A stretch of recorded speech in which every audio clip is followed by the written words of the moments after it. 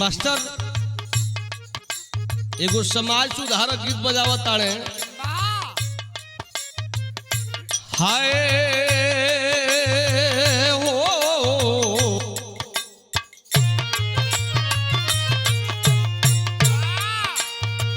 ऐ मानो काहे जरो ताड़ा केहू के देख के केहू रहे नहीं खे आइल जाए के सबके बा त काहे माया में भुलाइल बार तोता हो। काहे माया में भुलाइल बार तोता हो खोता छोड़ के जाए के परी।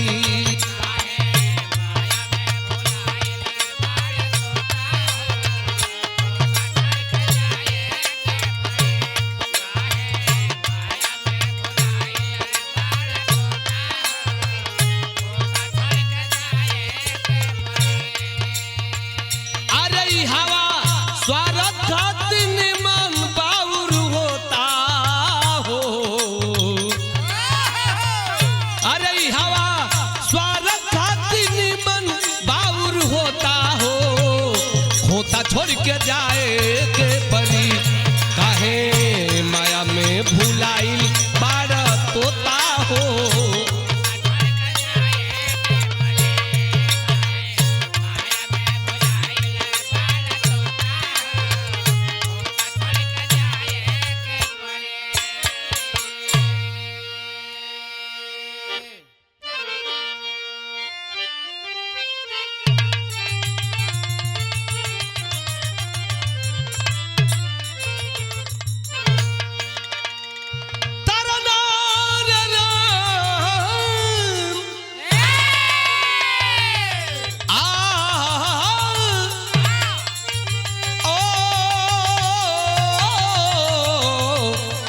संवरिया हो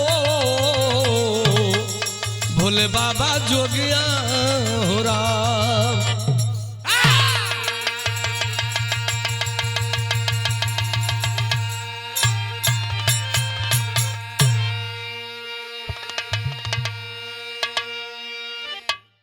अच्छा भैया लो हम बिरहा गायक राम कुल यादव और साथियन के आवाज में आप सबके बीच में एक ठे हृदय विदारक बिरहा जिस बात को कहने पर रूहें कांप जा रही हैं।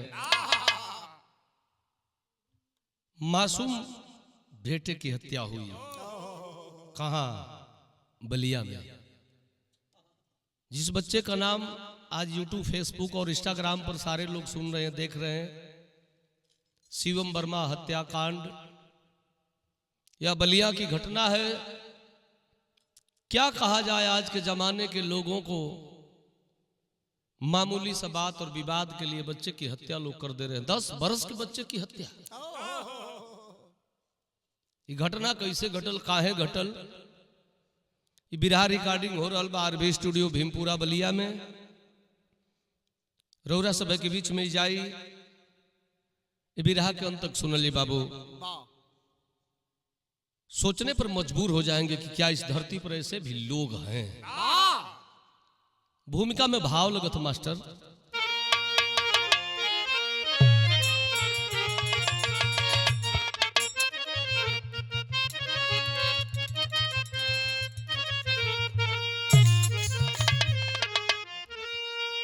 बड़ा मनौती बड़ा मनौती पर आया था गोदी में बेटा, मगर कैसी विधना की लेखनी निराली। सपनों का मंदिर मिटा एक क्षण में, जिस मानवता से घर में है होती दिवाली। 4 बहनों में था पेट पोछनाए बाई, मगर अपन घर में मिलाए मवाली, कभी श्याम लाल क्या मिला कर तबाही, बुझा कर के दीप क्यों किया गोद खाली।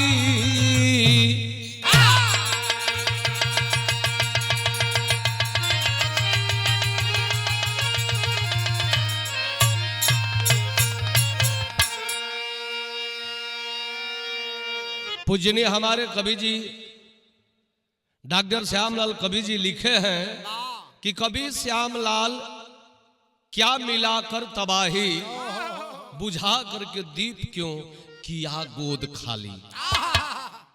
उस अभागन, उस बिचारी, उस गरीब लाचार बेबस जो दुनिया की देवी देवता का पूजा करके एक हीरा पाई थी, उस हीरा को बुझाने का काम तुम लोगों ने किया। क्या पाओगे, क्या मिल जाएगा, क्या स्वर्ग में चले जाओगे। बिरहा में एक लाइन गजल का नमूना लगा था मास्टर।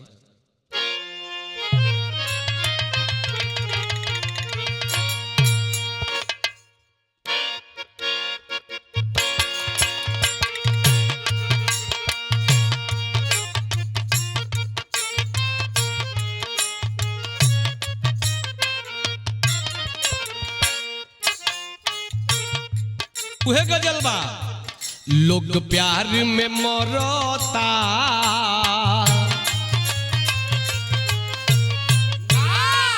लोग प्यार में मरता, बदनाम सलाई हो, बदनाम सलाई हो।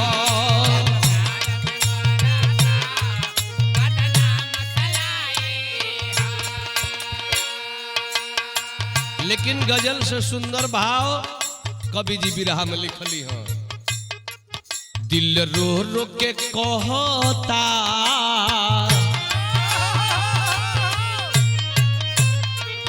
दिल रो रो के कहता, कैसी ये जुदाई बा, कैसी ये जुदाई बा।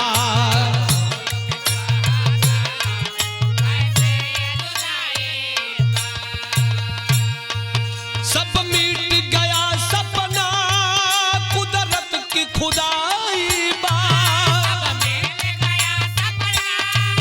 कुदरत की खुदाई बा।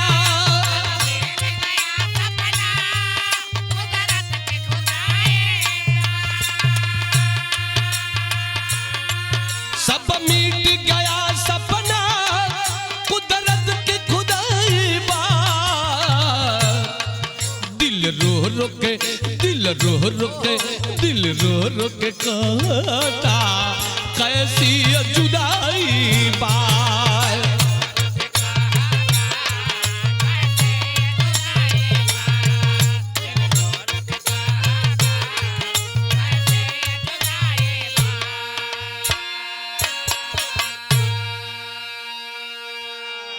हमेशा हमारा बिरहा का शुरुआत हो गई। कहानी के करबा कैसन बा, नजम गलाई लगत है मास्टर।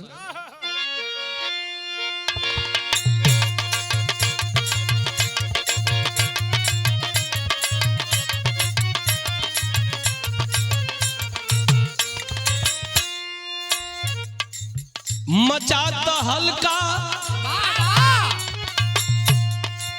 मचाता हल्का भिरगु नगरी शर्मसार हुई, दो दिलों के बीच कैसी ये दरार हुई।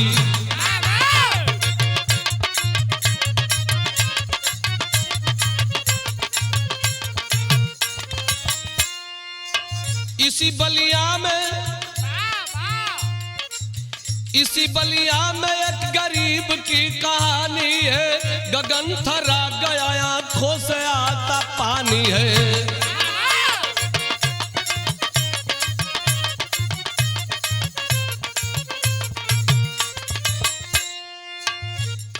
कहानी कहां से लहल गई बा। इसी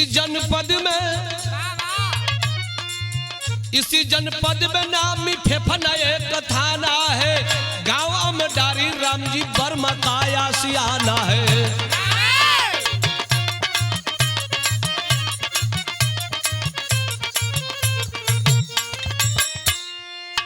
पत्नी सुमन गोद में सच सपनवा भइले, 4 बेटी में एक शिवम ललनवा भइले।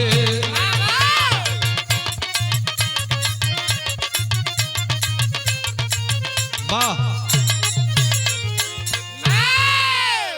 ए भैया, उत्तर प्रदेश के अंतर्गत बागी जिला, जिस बागी जिला को हम बागी बलिया के नाम से जानते हैं। अभी कुछ दिन पहले एक नेताजी भाषण करके चले गए थे, कुछ एक शब्द उनके मुंह से निकल गया था। नेताजी कह दिए थे कि बलिया वाले अंग्रेजों के चमचा है। इसी बात पर बहुत विवाद हुआ। खैर वो तो बात उनकी रही, लेकिन बलिया, बागी बलिया जो दरदर मुनि, भिरगू मुनि, बड़े बड़े इसी मुनियों की धरती है। आज उसी बलिया के अंतर्गत फेफना थाना, और फेफना थाने के अंतर्गत अमडारी गांव, जौना गांव का रहे वाला राम जी वर्मा जी, जिनका ना दुल्हन के नाम बा सुमन देवी। भगवान लगातारे पहले बेटीन पर बेटी देत गईलन। सबकर सपना होला कि भगवान एगो हमके हीरा दे देता, एगो सोना दे देता। तब का सब चाहेला कि एगो हमारा औलाद हो जाए ताकि हमारा खानदान चली। लेकिन लगातार 4 बेटियन के बाद बड़ा मनौती भखौती कुल बोहा का बरमाई, दुर्गा माई, काली माई जी बाबा जेकर भी मनौती करत धरत, आज राम जी आज सुमनी दोनों लोग पूजा पाठ कैलन हो।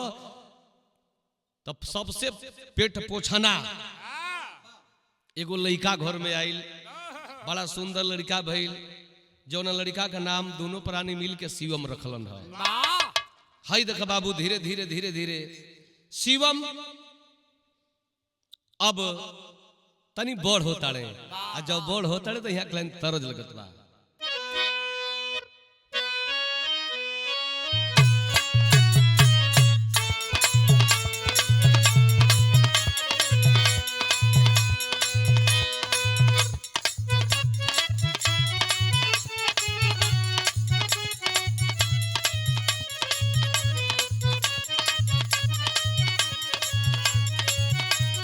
अरे वाह रे मास्टर, हाय देखी जा, ये हमारे डॉक्टर श्यामलाल जी लिखले बनी तर्ज में। का लिखले बनी? रहलो न जाला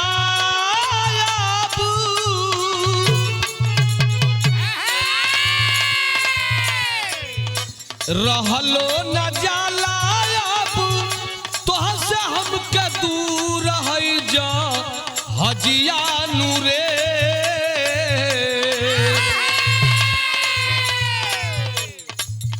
हई जा हजिया नूरे, पियावा के लेके गइल दूर। हई जा हजिया नूरे, पियावा के लेके गइल दूर।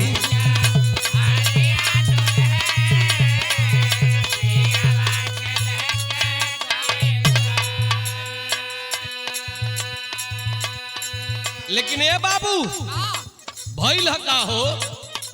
अरे सुमन राम जी के भइले, सुमन राम जी के भइले, मन में गरूर सु गनवानु हो। अरे हई सु गनवानु हो, पढ़ला में 12 मसहूर।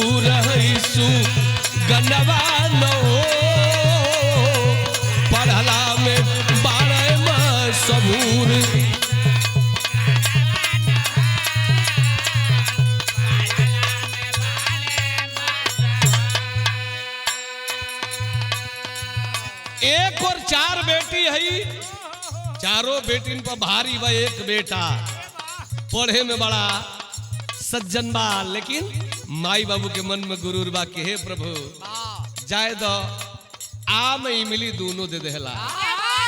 आखिर भइल का बाबू सोना मोनी का खुशी ममता बाड़ी कुमरिया आए बाबू।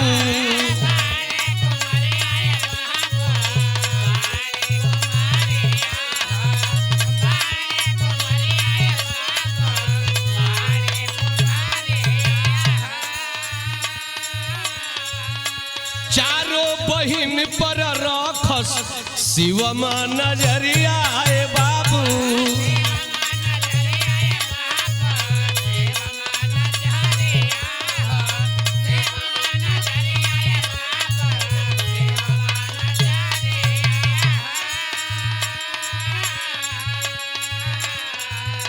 ट्यूशन पढ़ा के सोनम दुख करे दूर गई सुगनवानु हो, अरे गई सुगनवानु हो। पढ़ला में रहल मशहूर है सुगनवानु हो, पढ़ला में रहल मशहूर।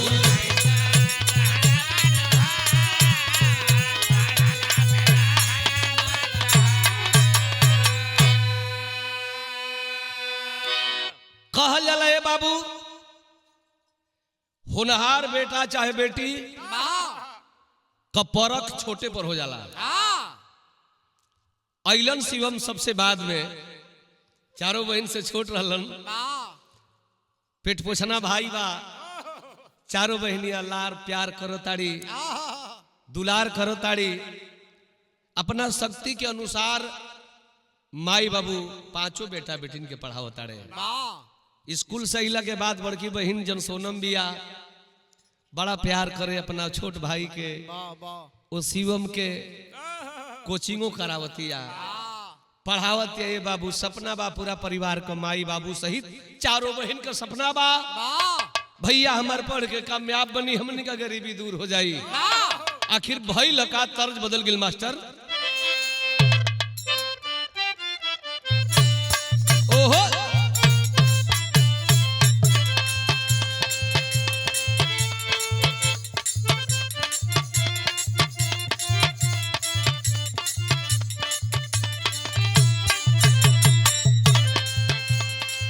उहे गीत बा, ए गीत के हमारे माता बहनी कुल गावेली, जात सार गीत बोलल जाला। सात नदिया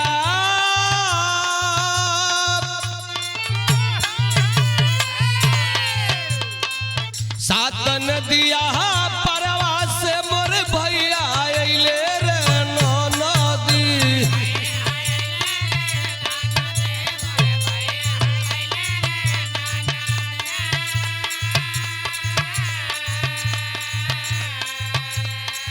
सात नदिया परवा से मोर भैया अइले रे नदी, मोर भैया अइले रे नदी।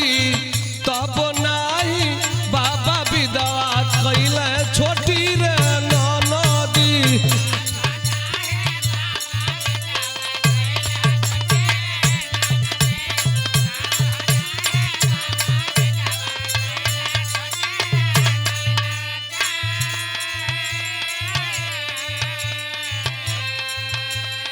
लेकिन बिरहा सुनने वाला भैया लोग तोरा धुन पर ध्यान मत दीजिएगा।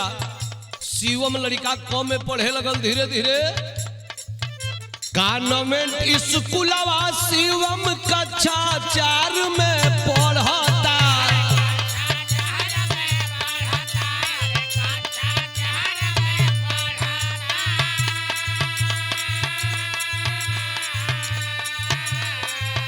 कॉन्वेंट स्कूलवा शिवम कक्षा 4 में पढ़ता, अरे कक्षा 4 में पढ़ता। खुश भइली माई बेटावा रतिया दिनावा बढ़ता। खुश भइली माई बेटावा रतिया दिनावा बढ़ता।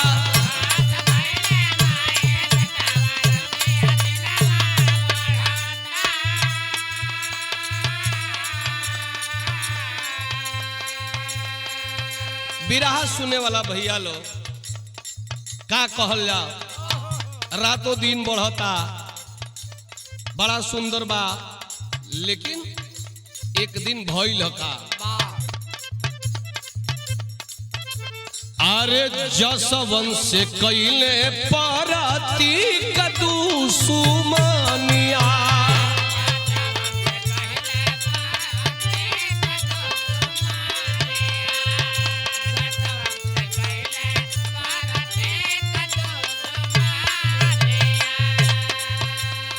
अरे धीरे धीरे बढ़े लागल घरे परेशानिया,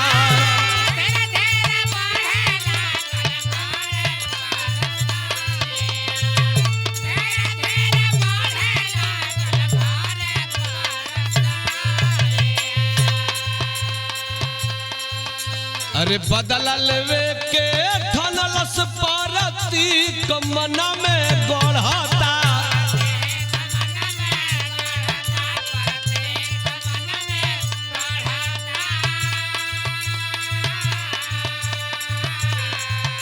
परती कमन में गढ़ता, अरे खुश भइली माई बेटा दिनवा रतिया बढ़ता,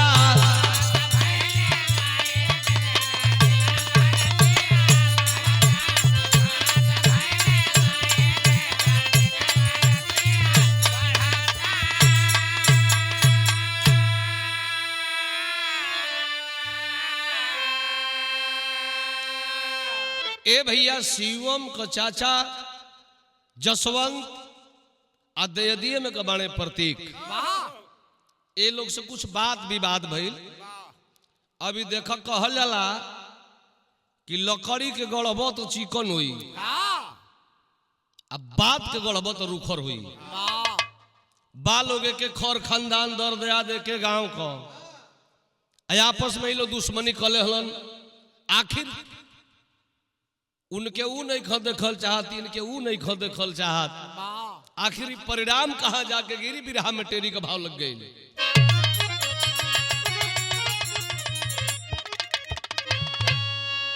अरे अंगनवा घर का दीपक बुझ गया, बदला कैसे ले कातिल किया बयानवा,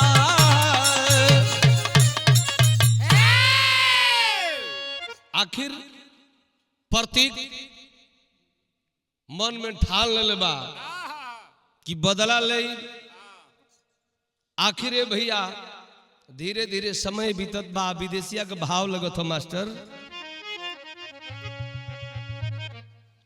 कि ट्यूशन पढ़ा के सोनम एगो किनली सी उतारवा हो, पहिने खातिर जोहत होई अपन शिवम बीरनवा, घरवा अइली सोनम भैया घरवा से गायब रहल, सबही खोजन लगल कई के रुदनवा,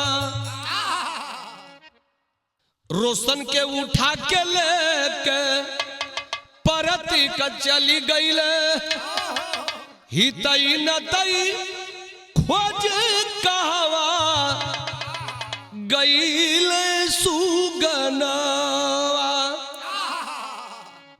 लतवा या घुसवा से बचवा के मारे लगल, बोरवा में कस दिया लाश लेके परनवा। बिरहा सुने वाले भैया लोग, मीडिया वाले जो जहां से पाए हैं वहां से डाले हैं, कोनो कोनो मीडिया वाले डलले हुए कि लीडो छक्का लेगा खेलत रहो में दुश्मनी भइल, केहू बतावत बा कि जसवंत और प्रतीक में वाद विवाद था, जिसका बदला लेने के लिए जसवंत के भतीजे को उठा लिया गया। सच्चाई जो भी हो, आखिर वो लड़की सोनम ट्यूशन पढ़ा के जब पैसा पोले है अपना दुलरुआ भाई शिवम के हो स्वेटर कीन के लेके आयल, बड़ी जाड़ा लगता, बड़ा खेलता एनी ओनी, छोट भाई हो लेके आयल बड़ी स्वेटरवा पहिरावे के खोजताड़ी, लेकिन भाई मिलत नहीं के, भाई मिलत नहीं के हो बाबू। आखिर घर परिवार के लोग खोजला दिन भर नहीं मिलल, आ जब नहीं मिलल तो तर्ज लगी मास्टर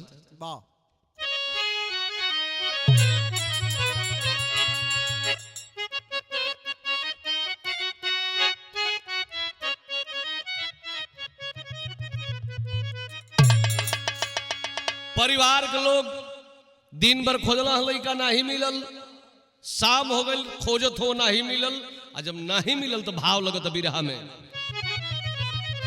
अरे कैसो बीतल रात ताबा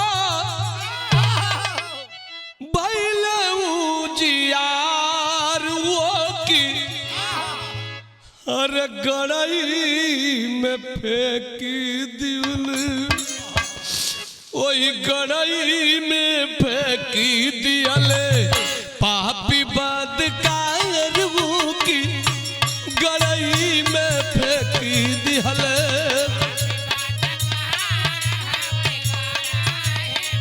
फेंकी दियले।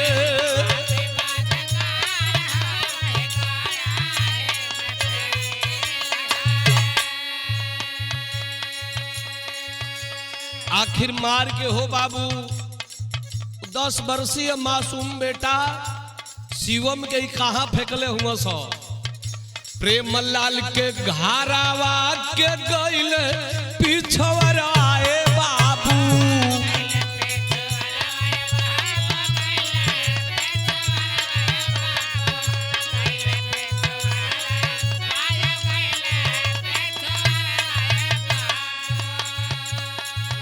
लोगवा निकलल पूरा मचल हा करवाए बाबू,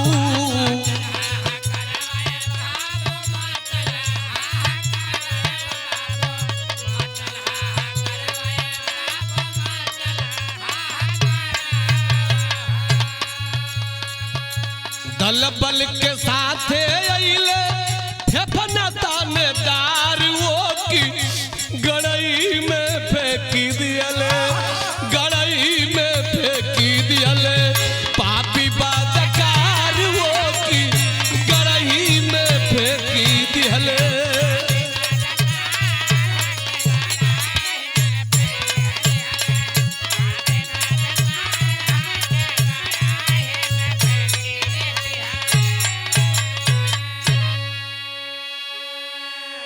आखिरे बाबू ओ मासूम बेटा के शिवम के मुआ के बोरिया में कस के ए बाबू वही गड़ही में पोखरी में ले जाके फेंकले हुए से बेर भइल।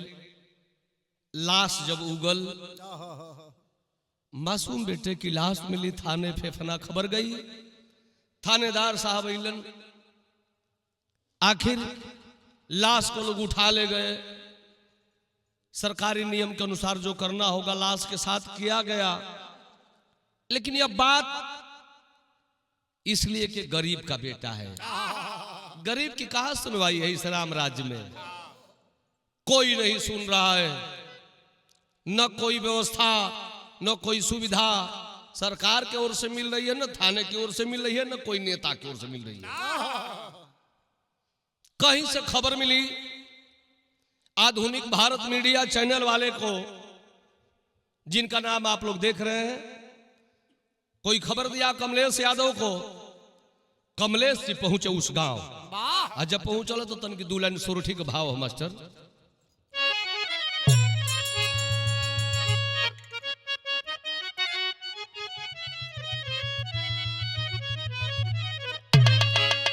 बिरहा सुने वाला भैया लोग, हम कलाकार हैं और सच्चाई को कभी कह सकते हैं।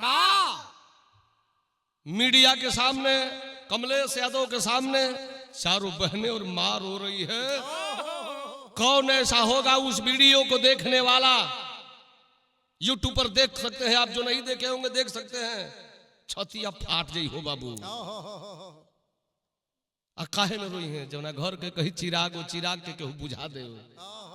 वो परिवार कैसे बर्दाश्त करी? परिवार के लोग रोताने कहताने का बाबू। आधुनिक भारत मीडिया कामा ले सायाईले, यारे कामा ले सायाईले हो। बिलख रहे पूरा परिवार वो राम।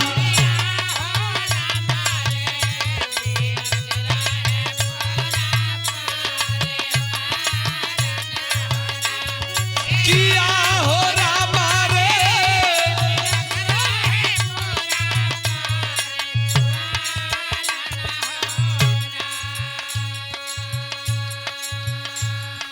बहनिया बड़की रोतिया कहते कि कमलेश भैया हो, देखा ये स्वेटरवा खरीद के अपना भैया के हम लेके नहीं हो साहेब। आए गरीबन के केहू सुने वाला है बलिया में नहीं के हो भैया। तू ही एगो ऐसा मीडिया वाला बाड़ा हो भैया के आके है गरीबन के आवाज के रिकॉर्डिंग करके देखा हो भैया। कमलेश भैया ऐसा तो ना न करब कि हमार वीडियोवा कह के ले जाके उड़ा देबो हो भैया। बहन रोवतड़ी, माई रोवतड़ी, बाबू रोवताड़े। तब चारों बहनिया रोवे के बानब राखिया यार के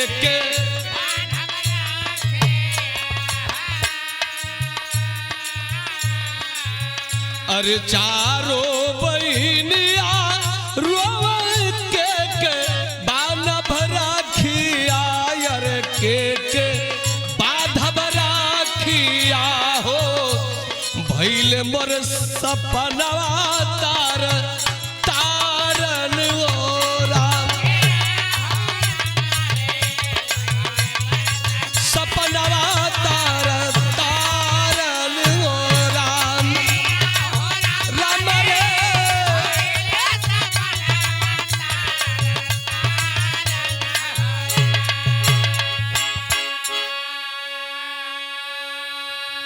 मैं धन्यवाद देना चाहता हूं कमलेश भाई का। आप एक सच्चे पत्रकार हैं। आपने उस वीडियो को डाल दिया, सारी दुनिया जान गई। अरे यार इतना बड़ा अपराध, इतनी बड़ी हत्या, और बलिया की शासन प्रशासन कोई नहीं सुन रहा। आखिर बाबू लाश पोस्टमार्टम होकर के जब घर आती है तो आखिरी भाव कवि जी हमारा आखिरी तर्ज में लिखल है कैसे।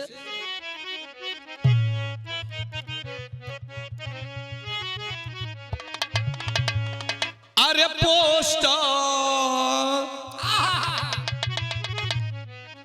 पोस्टमार्टम लाश होके अइली भवन, नयनवा बेहोश भइली हो। पोस्टमार्टम लाश आइली नयनवा।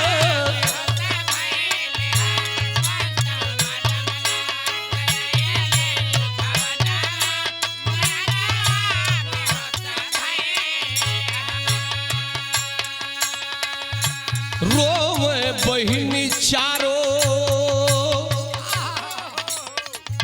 रोवे बहिनी चारो, कहाँ गए बिरना, नयनवा बेहोश भइली हो।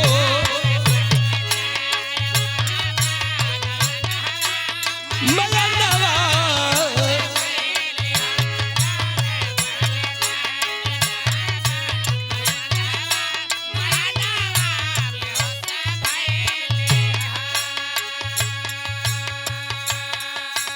हे बाबू का कोई हो जे वीडियो देखले बा या जे मौका पर रहल बा, केहू का पत्थरे का करेजा होई न, ओहू के आंख से आंसू बह गई हुई। वो चारों बहनी के रोवाई से रोवताड़ी कहताड़ी घरवा के दीप रहले एक ही बिरना अध जल में बहिनी के छोड़ गई ले संगवा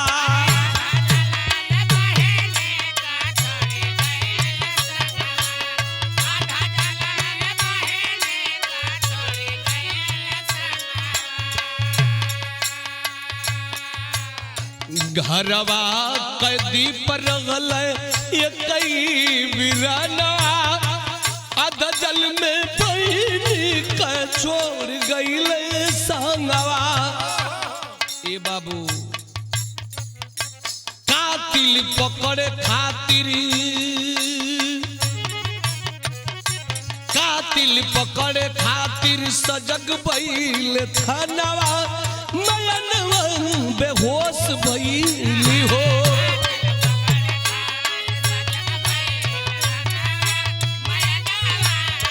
बेहोश भइली हो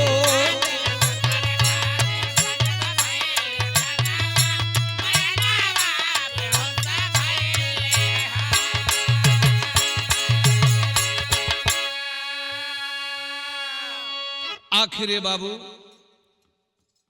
मीडिया में जब बात उठे लगल तो थाने का पांव फूले लगल। यार अगर हम कुछ नहीं करते हैं, हम दुश्मनों को नहीं पकड़ते हैं, कातिल को नहीं पकड़ते हैं तो वर्दी पर दाग लग जाएगी। भई लगा बिरहा में अल्लाह का भाव लग गई। सुजीत सिंह प्रभारी आपन जाल पैलौलन बाबू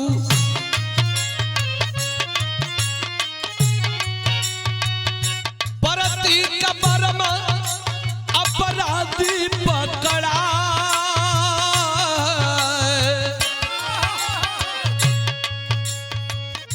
केहू नाही सोचल रहे अपन बन घाती बाबू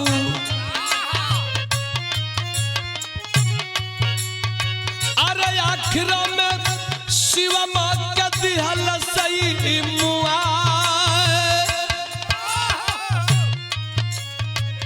अरे तबले हैवान उफा रार भइल चहल बाबू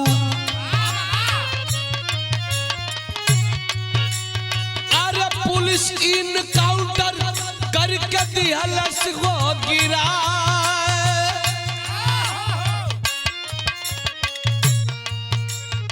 अरे तबले संग्राम सिंह यादव अरे वहां चली आई बाबू अरे कुछ अनुदान पास दिहले हो करा देख के रोवे लगली तब चारों बहन आ जाए भैया हमर शिव कावा गईले हो परा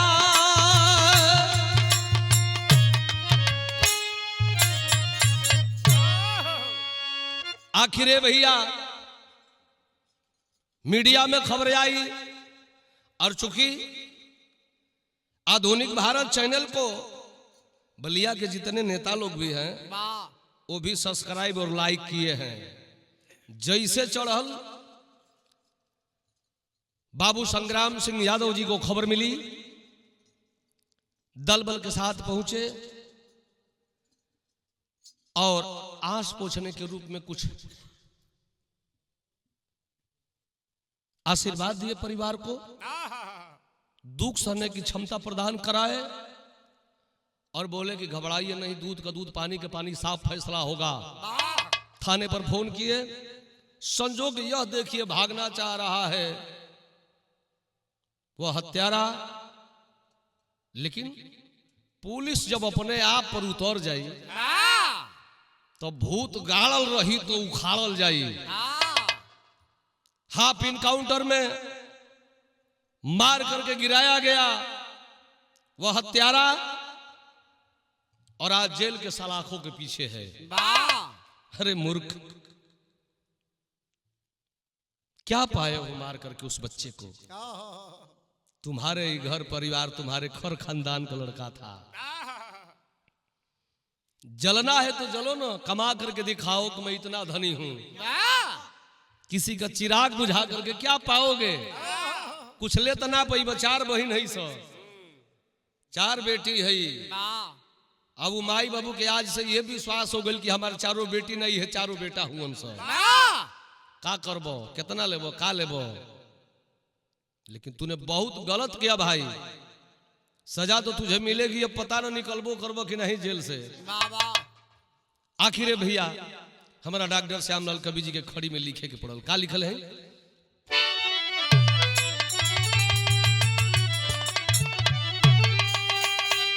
अरे घरवा का चिरागवा ये पापी बुझाय गईले, माई बाबू का सपना उड़ाई गईले।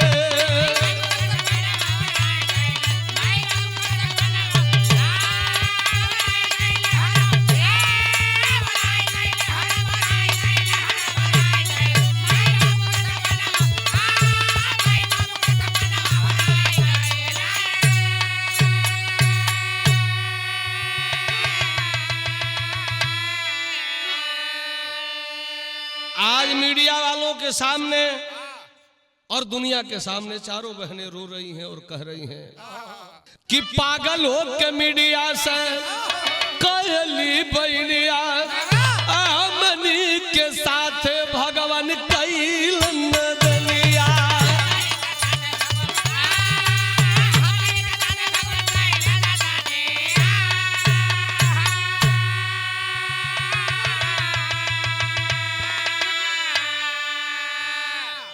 बाप के कंधे बेटा का लाश उठवाई गईले, माई बाबू का सपना तू उड़ाई गईले।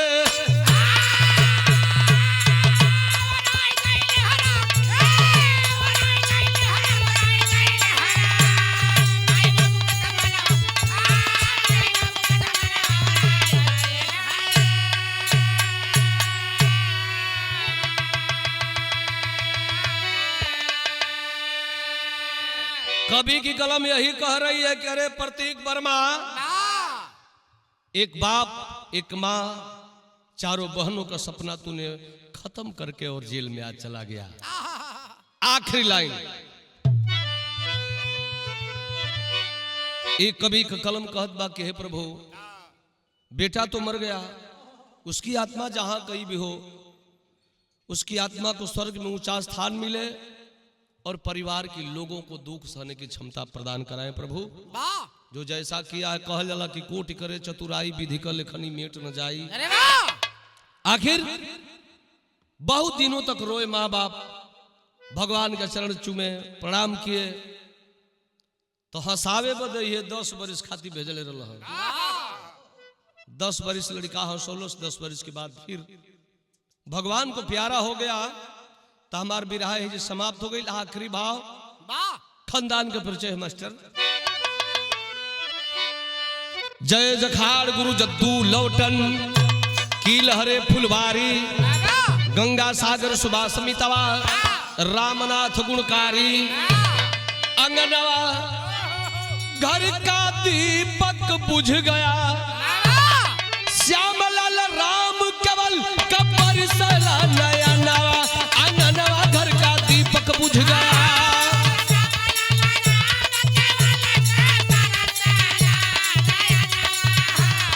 अंगनवा घर का दीपक बुझ गया।